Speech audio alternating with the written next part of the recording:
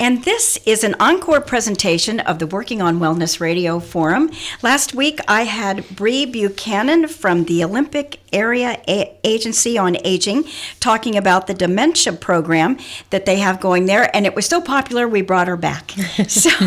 And today we also have joining us Rhonda Hine, and she is the director of Friends Place, and she's going to be here to tell us a little bit about that. So starting off, Bri, you are the Dementia Program Manager. Tell us about the outreach program at Olympic Area Agency on Aging. Yeah, hi. Thanks for having me back. So this program was born out of a grant through the state of Washington, and that grant's called Building Dementia Capable Communities. And so it's our mission to bring really high-level resources to rural areas in Washington, like the Olympic Peninsula. And so we got this grant in the end of 2023. I came on board January 2024, and that's when we initiated the actual program. And so we've been working hard the last 2 years and some change now, to really bring information, resources, education, just a wide variety of much needed services to the Olympic Peninsula for people that are either living with dementia themselves or caregiving for somebody with dementia. How many people are living with dementia on the Olympic Peninsula? A lot. It's a hard number to actually calculate, but we do have a way to do it. So according to the Alzheimer's Association, people ages 65 to 74, 5% of that age group is living with some form of dementia. And that percentage increases with age. So 13% of people 75 to 84 have some form of dementia, and then it jumps up to 33% when you reach 85 years of age plus.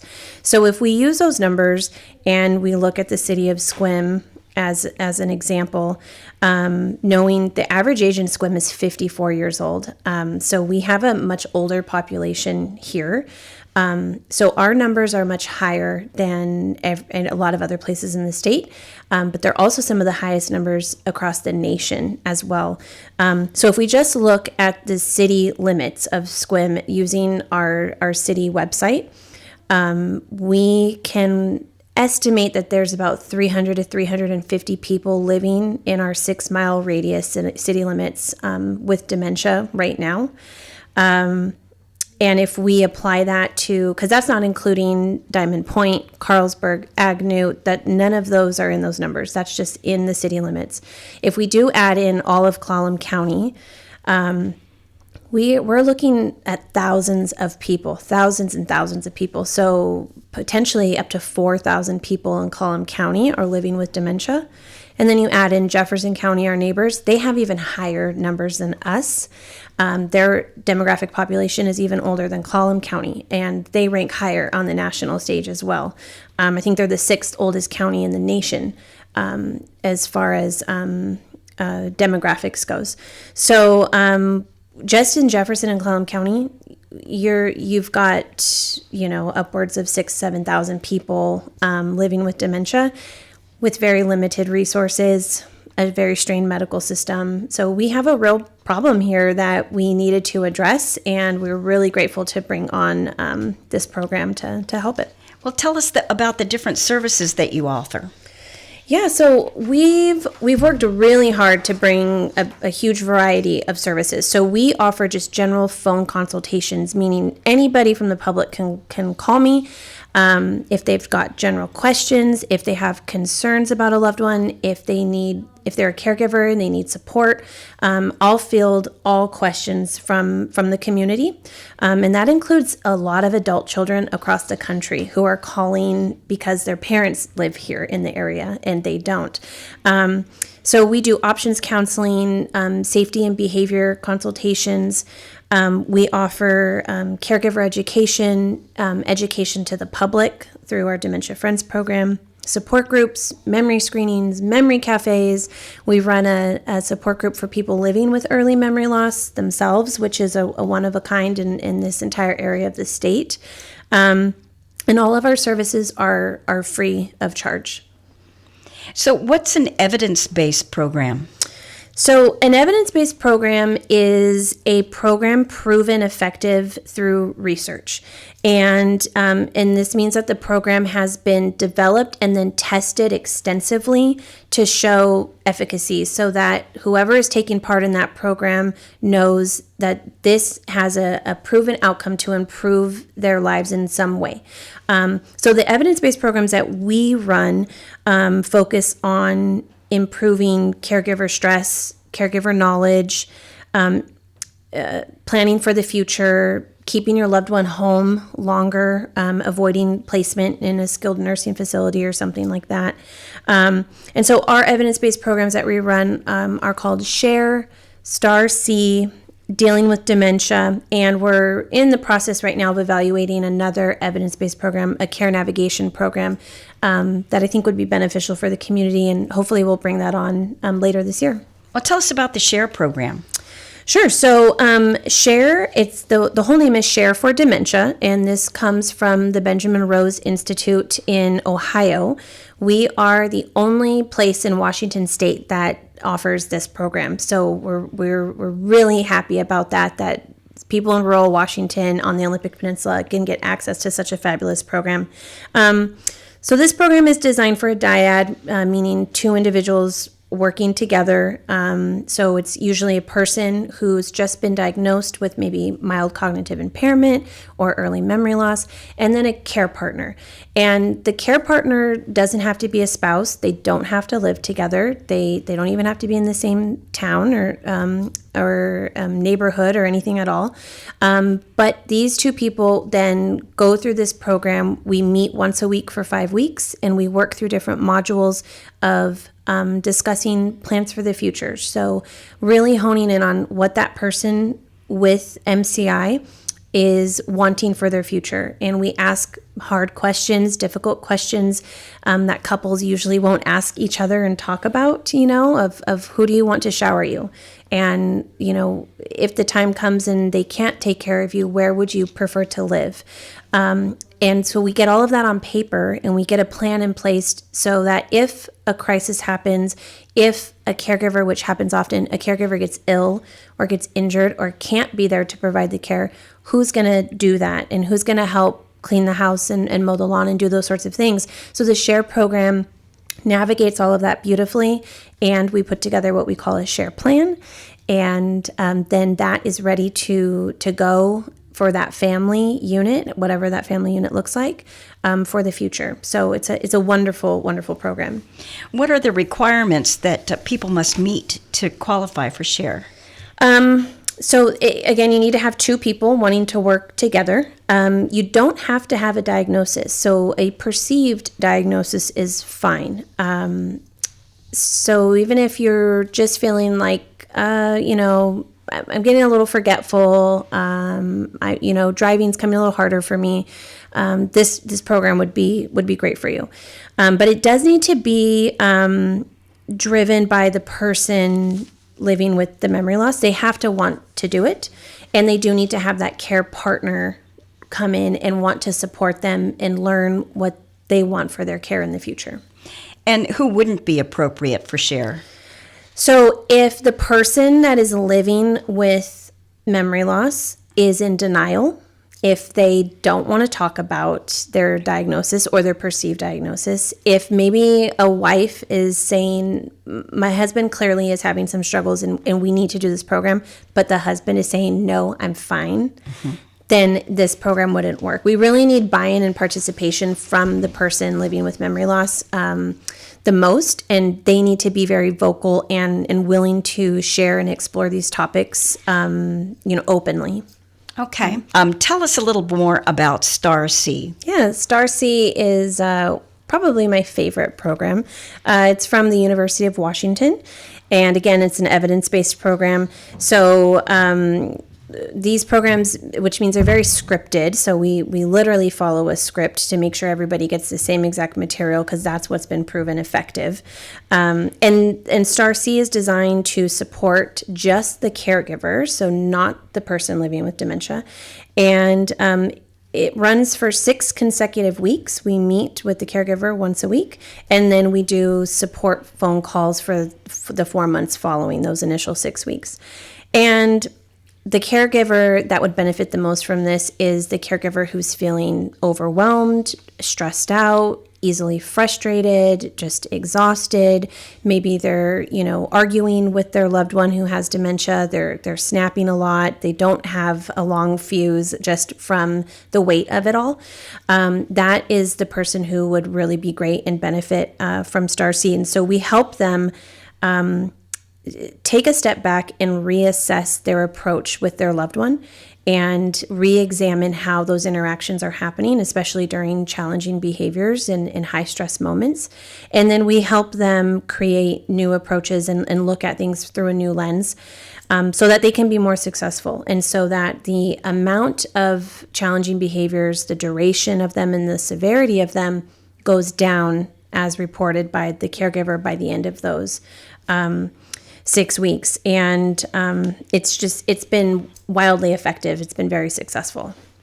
Are there any requirements people have to meet to qualify for STAR-C? Yes, there are some. You do have to live with the person that you're caring for. So you need to be in the same home or at least on the same property. And you do need to be responsible for providing their care at least 4 hours of the day. So you do need to be doing majority of the actual caregiving work yourself. The person living with dementia does not need to have an official diagnosis. So that's nice. It can be a perceived dementia diagnosis as well. But the caregiver must also be able to commit to those 6 weeks of meetings and not be in the process of moving their loved one to another living arrangement for the next 6 months. So that way this program for the 6 weeks and then the 4 months follow-up, that way the living situation is stable and we can effectively work with them through the whole process. Who wouldn't be appropriate for STAR-C? People who wouldn't be appropriate for STAR-C are going to be caregivers who don't live near the person that they're caregiving for, or if they're not providing the hands-on care for that individual. If they're looking or in the process of moving their loved one into a memory care, an adult family home, that would not be appropriate for this program. Also, the reasons for their stress. So if I have had caregivers call and say, I'm really stressed out. I've heard about STAR-C. I want to do it. But then when we start talking, the reasons why they're stressed out are for, financial situations, or maybe there's alcoholism in the home, or maybe it's a multi-generational home and they're stressed out because they're taking care of grandchildren as well. Those are things that STAR-C can't address and can't change. So that wouldn't be effective for this program. So the reasons for the caregiver stress has to be directly related to the person they're caregiving for and their perceived dementia diagnosis. So those challenging behaviors and the struggles that come with caring for them, that needs to be what we address in STAR-C. And so do you find that when you have someone going through the SHARE program, do they just normally kind of go into STAR-C if it's appropriate for them? I have had a few clients do that. It doesn't happen back to back because SHARE is really for the earliest stages of the disease, and so that person with MCI or early stage dementia is still very active, sometimes still working, driving, taking care of themselves. So that caregiver, that care partner is really not providing a lot of care yet. I see. But I have had clients who have transitioned, who have done both, and it usually, 6 months to a year. And then I'm getting a phone call of like, okay, I think I'm ready for STAR-C now because there's been some disease progression and I'm feeling overwhelmed and stressed out because now I'm suddenly providing a lot more hands-on care for my loved one. And it's really hard and I need help. So yes, I have had clients do both, not back to back, but yes, they have benefited from both. Okay. And can a caregiver go through the STAR-C program more than once? Absolutely. The reasons why we get stressed out as caregivers changes over time. When somebody has dementia, their they don't stay stagnant as the disease progresses. So the type of care they need changes.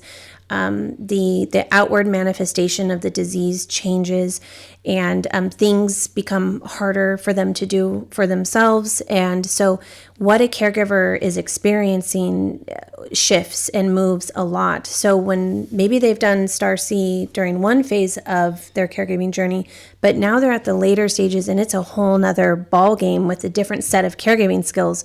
So yes, we can come back in with Star C, redo the program, because they've got a whole new set of issues that are frustrating for them. And so that's completely acceptable to do.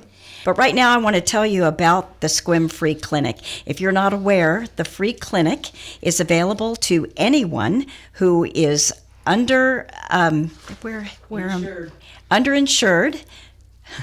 underinsured, or haven't found a primary care provider yet. And they do basic urgent care on Mondays and Thursdays at 4:30 p.m. No appointment is necessary. Chronic health care is available by appointment several times a month. Their clinic is located at 777 North 5th Avenue in the SQM Medical Plaza. And you can always go to sqmfreeclinic.org to see this presentation again. And we're going to get back to Bri here. What advice can you give for aging adults who are living on the Olympic Peninsula? Yeah. So my advice would be, if you have moved here and you've retired here and you don't have any adult children in the area or adult grandchildren in the area,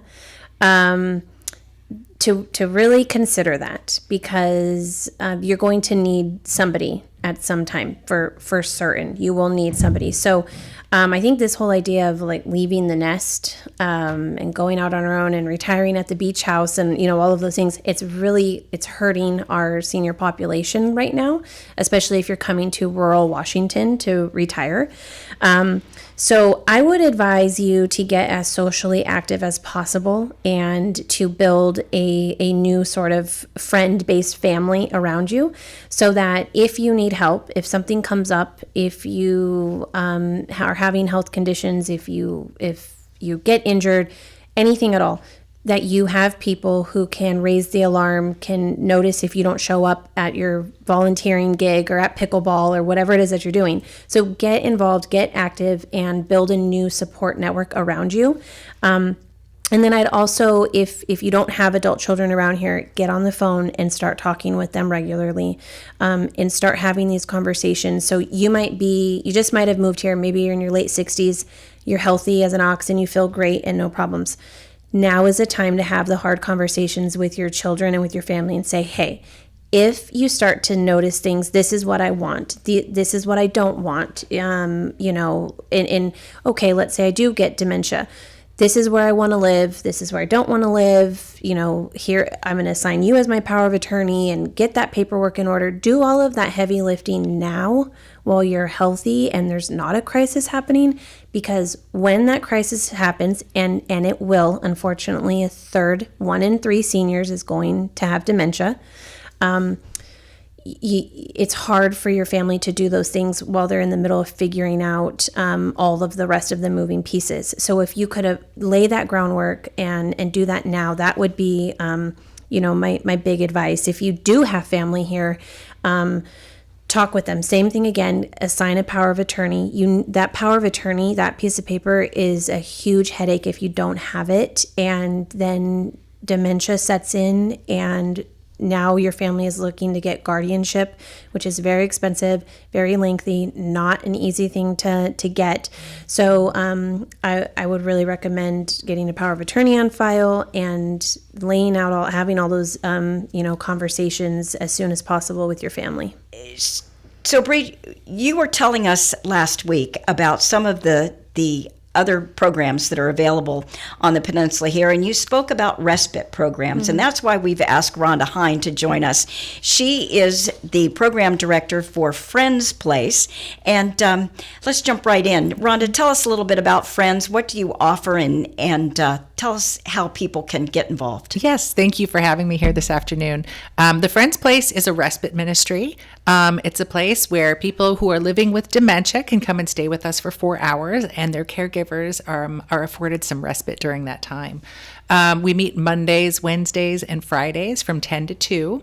And we do all sorts of things. We do art, we do chair exercise, we play games, we do brain games, we do physical games, we've got music, we've got guest performers, that come in and share with us. And we just have a fantastic time while our caregivers can get out and do things, like go grocery shopping or go to a doctor's appointment or just maybe even take a much needed nap.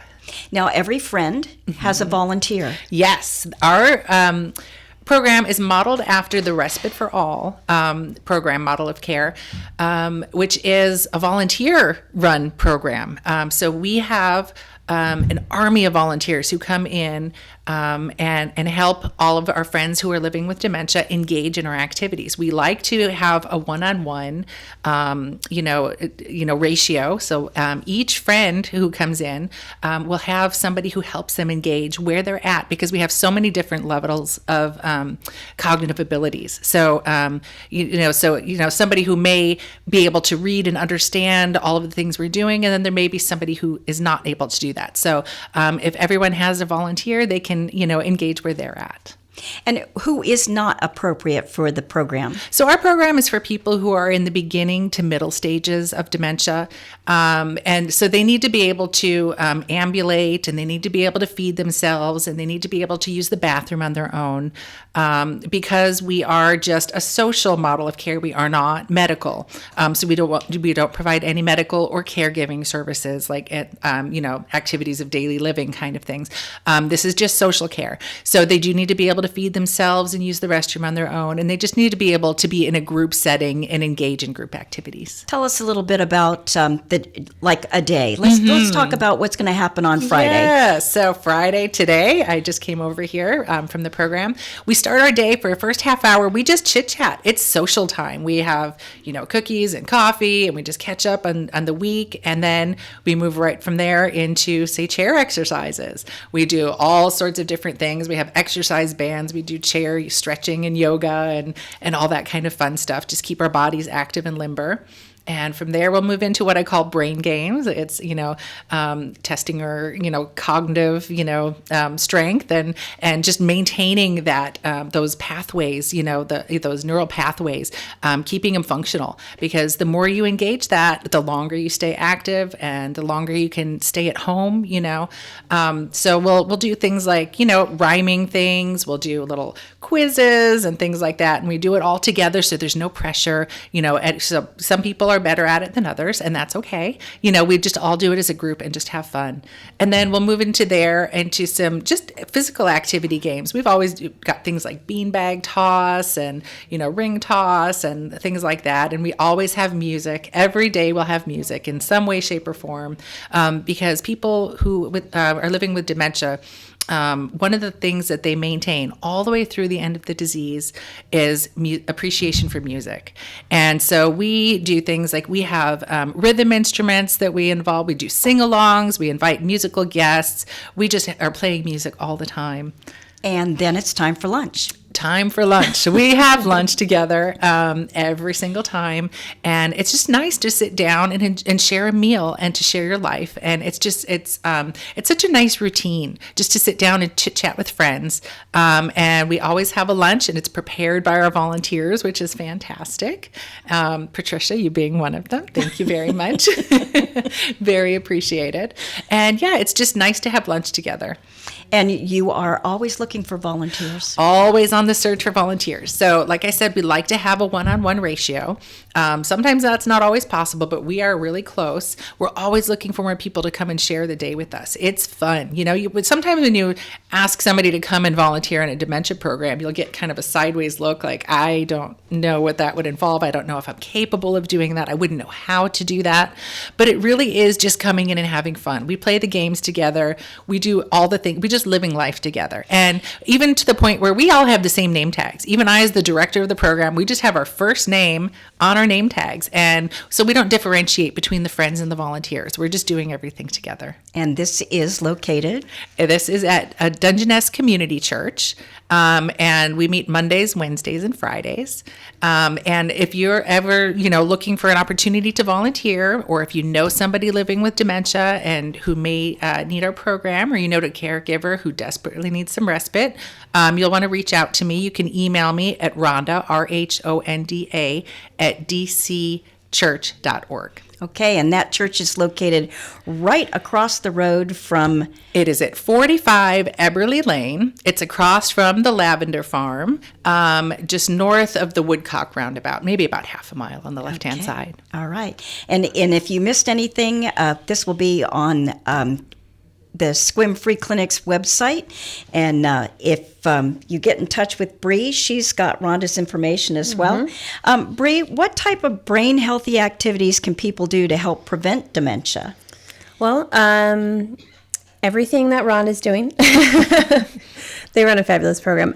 So there is some proven ways to help prevent dementia. And so we get this information from a medical journal called The Lancet, LANCET, if you wanted to Google that. And it's a world-leading medical journal, and they put a lot of energy and effort into figuring out how we can potentially prevent dementia. And so they've come up with this great number that they believe 45% of your risk of developing dementia is modifiable, meaning you can control that and you can do things actively in your life and with your health to prevent the onset of dementia. So some of those things are regular social interactions, engaging in daily physical activity, watching your weight, your cholesterol, wearing your hearing aids, making sure you have the correct corrective lenses for your eyes, avoiding air pollution. We're lucky enough where we live, that's not a topic. Talk a little bit more about wearing your hearing aids. Yeah, so this is a newer one that they've added. For those of you who have hearing loss, if you don't have working hearing aids or you're not wearing them properly, it's really hard for you to engage in the world if you can't hear anything. And so we find that people start to isolate when they can't hear and follow conversation. What then happens is that isolation is what is the trigger for an onset of dementia. And so we want people to stay socially engaged. So part of that is making sure that your hearing aids are working, that they're appropriate, that they fit well, and that they're doing the job that they need to do for you, so you can engage and you're not avoiding talking on the phone or going out to lunch with your friends, or going to church. All of those sorts of things, we need people to keep doing that. So being out, active in the community, learning new skills, always being a student is really important. Avoiding alcohol and smoking is a huge one. And brain games, keeping your brain engaged, just like how you would strengthen a muscle, you have to strengthen your brain ongoing. So these are some of the things that you can do. The Lancet lays it out really nice. If you wanted to look it up, they have pictures and infographics explaining it. But again, up to 45% of your risk is in your hands to modify for the better for your overall health. Okay, and Rhonda, did you want to make I just wanted to jump in and say quickly, yes, absolutely. We do things like brain games, crossword puzzles, word games, all those sorts of things, but also exercise is just fantastic.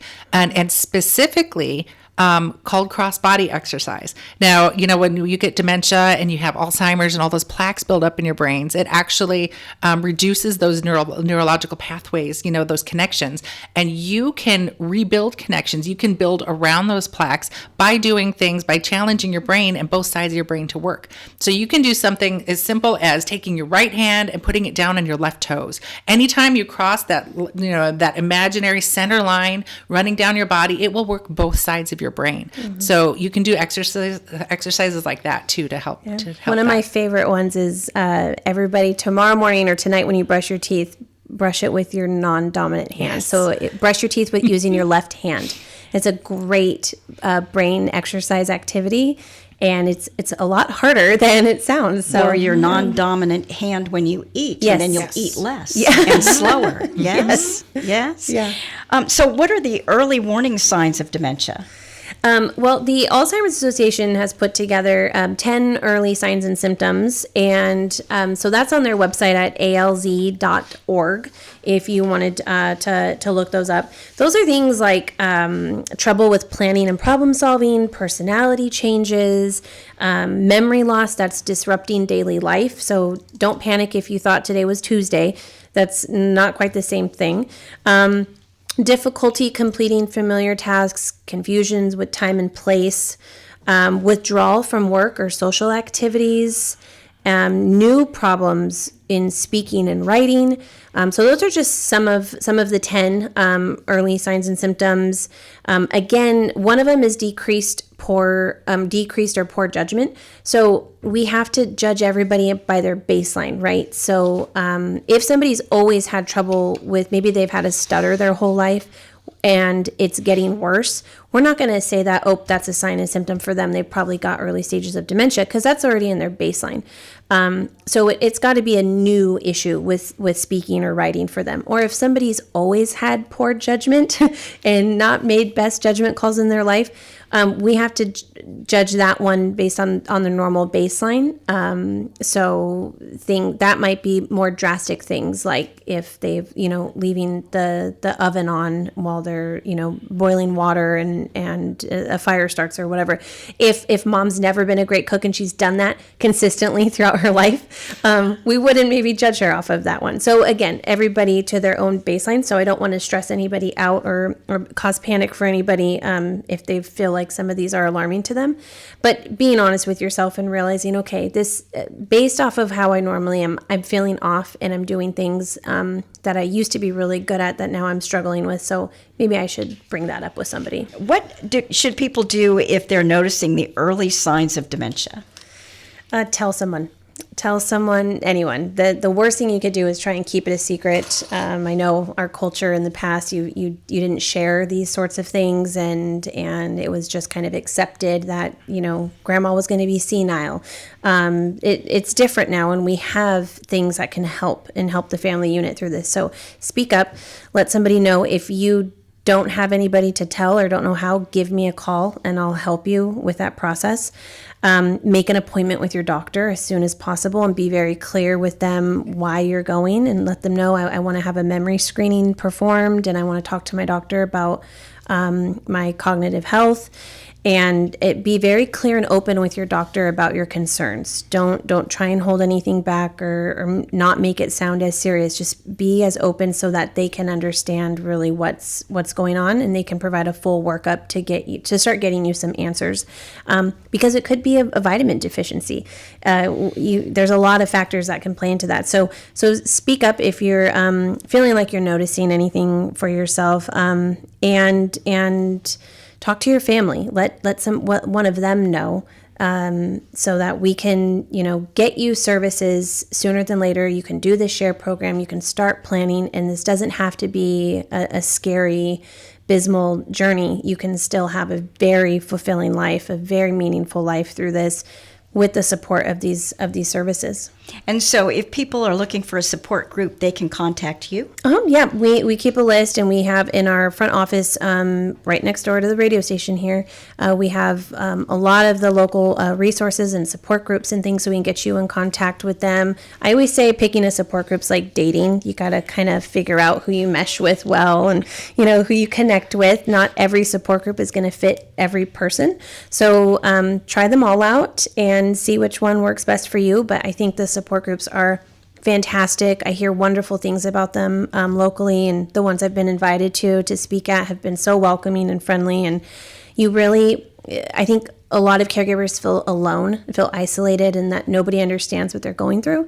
And then you walk into this room and you are surrounded by all these people that do understand what you're going through and can lift you up and give you resources and information of what worked for them or what didn't work for them. And suddenly you're not just suffering through this alone, and you've got a really strong connection in a group. So I think support groups are fantastic. I know you guys have a support group. And, Yes. yeah. At the Friends Place, we have a support group for the caregivers. It meets the third Friday of every month. And like Bri was saying, it's fantastic to have that feedback from others who are in the same position you are. They've been through this. They might not be at the same stage. You know, they can offer you information or you can offer them information. And our facilitator is fantastic. She always has new information about medications or how to deal with dementia behaviors. So it's really important to get plugged into people who know what they're talking about. Okay. So again, Bri, how can people reach you? You can come into our office. We're here in the old JCPenney's parking center right next to KSQM radio station at 609 West Washington Street, Suite 16. We're hidden in the back corner, so you can come in and fill out a referral form to meet with me.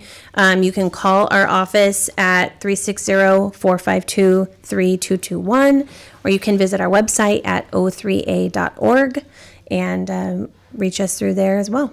Okay, and Rhonda, how about you?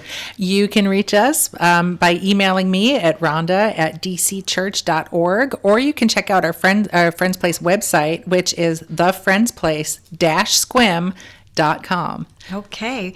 I can't thank you enough for coming back and doing this encore presentation. And thank you, Rhonda, for joining us. And we'll leave it with the Carpenters.